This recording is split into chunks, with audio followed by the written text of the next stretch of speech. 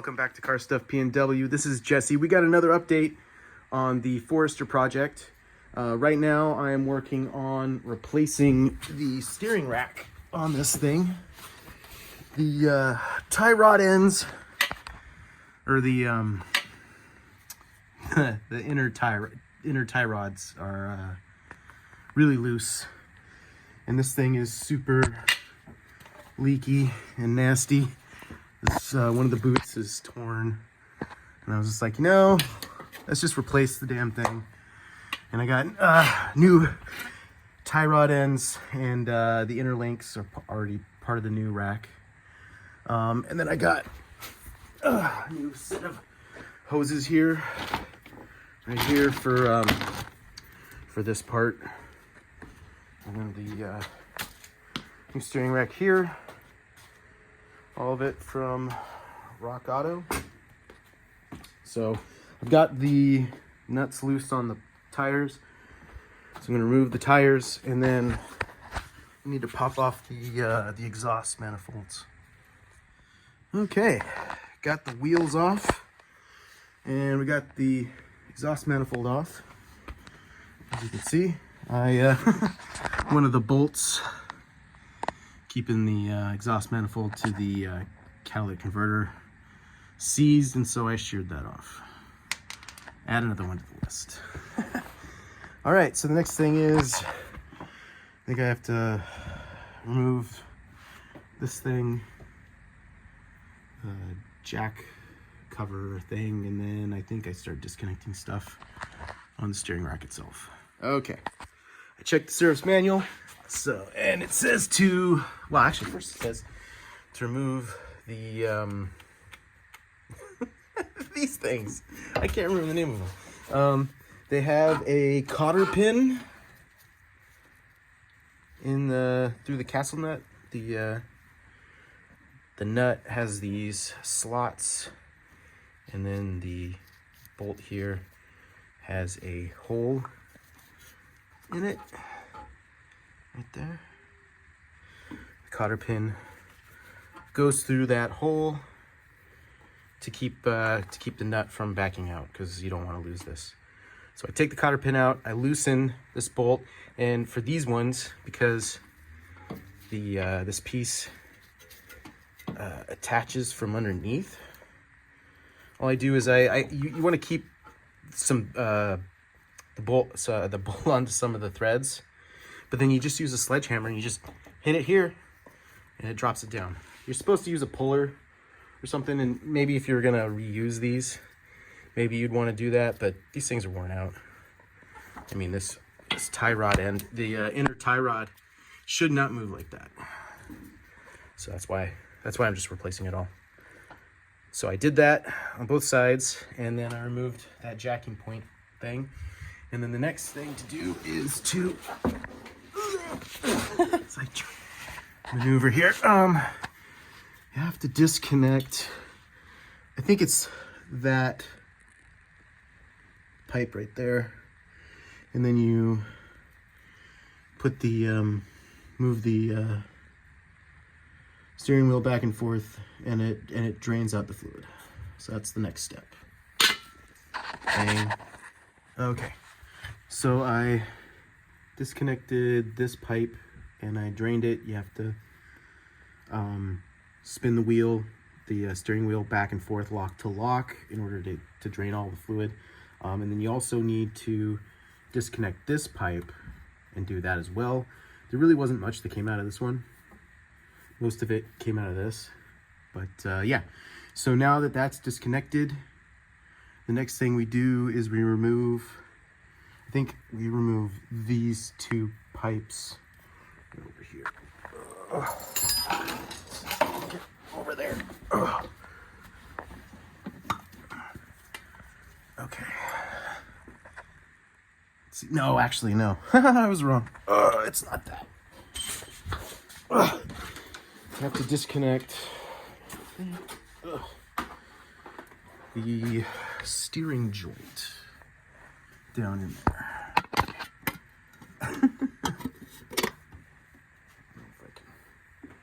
Just not tall enough. Where is it? I don't see it. I can see it down there.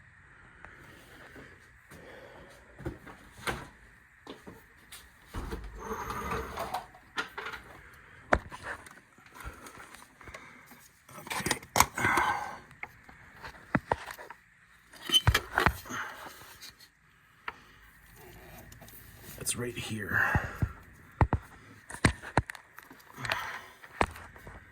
Yeah, right here. This thing right here. That's the storage joint. So we have to disconnect that. Okay, here's a better view of the steering joint. That's right. This guy right here goes from here all the way down to there. And so you have to take that bolt out, which I've already done. And then at least, there's one right here that I've already loosened. And so yeah, you loosen the top one. I might have to take it out. And then take that one out, and then this whole thing slides that way towards this is the bottom of the steering rack. No, this is the bottom of the steering column, and the steering rack connects up in there. Okay, here's a better shot of the steering rack joint. It's this guy right here, connects to the bottom of the steering column here, and I got a shadow, but it connects down there. And so there's a bolt here that you have to remove. I've already done it. And then there's a bolt right here, which I have loosened. And then this whole thing will slide up. And then it's no longer connected to the steering rack. Okay, and the next thing is to disconnect the ends of this pipe that comes from the power steering pump. That's the power steering pump.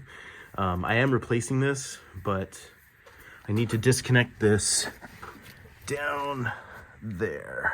First this pipe, then this pipe. There's a better shot. It's those two guys down there. First the top right one, then the bottom left one. I don't know if I can get my finger in there. That's what she said.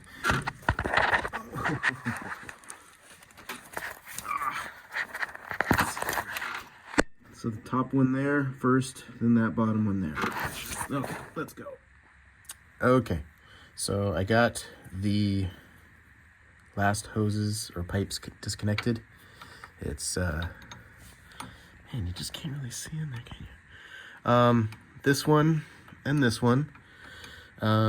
Something you should know before you're like me. This doesn't spin. The top hose doesn't spin, the bottom one does. I kind of wrenched around this one before I realized, oh, this one's the one that's supposed to spin. The bottom ones are the ones that are supposed to spin.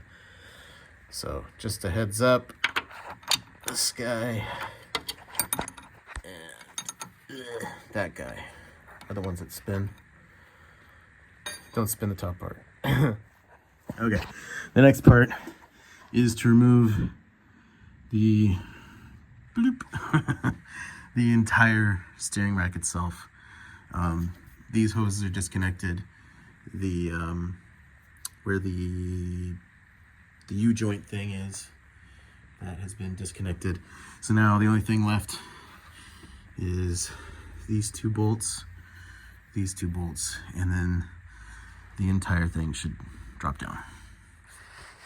Okay, and now I had to remove the mounting points for the the sway bar. It was just in the way, and then once that was out of the way, the steering rack just dropped down. So there's the old steering rack just hanging out in the sway bar right there. Now you can see up inside. It's all oily and gross. Now I'm gonna move this out of the way and clean it all up under here. Okay, I got the old steering rack out. You do have to remove, there's this piece here that you have to remove. You also have to remove this pipe, or at least fit a new one. The new steering rack doesn't come with these pipes, but these ones are included. You also have to pop off this mount as well. I'm pretty sure in order to get this off, I need to remove this clampy, and then the hoses or the pipes from those two spots, and then I can remove this. So that's what I'm gonna do. Okay, so I pulled the old pipe off in the mounting brackets, and I cleaned it all up. Super nice and clean now. All the gunk is off. And then the new tie rod ends, they don't come with this nut. It's used to tighten. So you have to take the old one off in order to reuse the nut. You look over here. It's right here on this one. And the way I take this off is you have to loosen this, which is actually, yeah, you have to loosen it. So what I do is I put one wrench here, put my foot on it, take the other one right there, and you stomp on it. And you know, it can be a little funky. You might have to do it a couple times to get it right. I think this one over here was up too high. This is easier when you're not holding a phone. Okay. So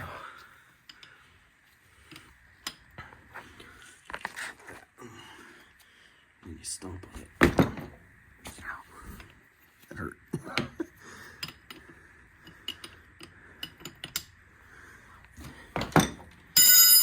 And yeah, eventually you can get it loose and do what you need to. Okay. I got it loose now. There's a gap. And now you have to loosen this because of course this thing is stuck. So I do a similar thing where I put this on one side like so, and then set this guy up here. Let's see if we can do this on camera.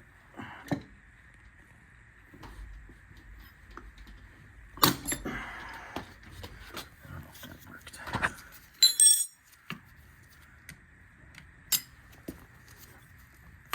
Nope, it did not, but that's okay. Get it again. Another option, if you've got it, is a vise.